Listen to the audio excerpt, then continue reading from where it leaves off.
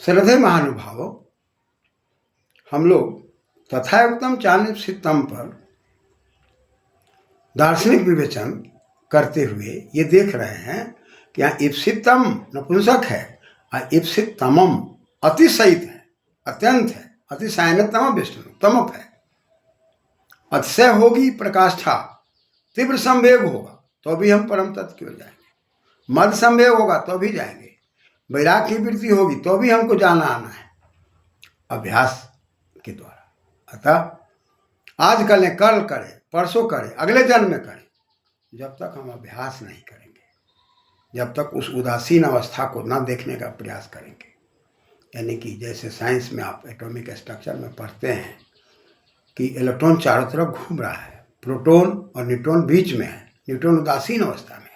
उदासीन अवस्था में जाने के बाद, उदासीन अवस्था के नजदीक प्रोटॉन को रहने के बाद उसके गुणों से युक्त है। ठीक उसी प्रकार हम भी प्रकृति के सानिध्य में रहने के बाद भी उस परम तत्व के गुणों से युक्त रहते हैं तो हम आनंद में रहते हैं।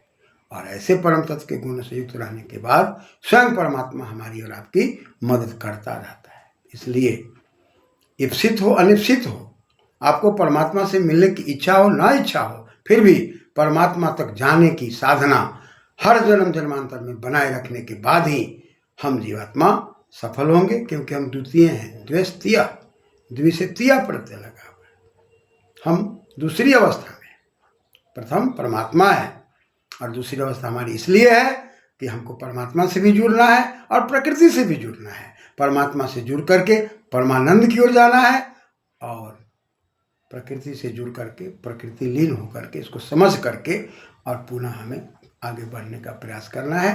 प्रकृति में ही नहीं रह जाना है, इस पर हमें ध्यान देना है। धन्यवाद।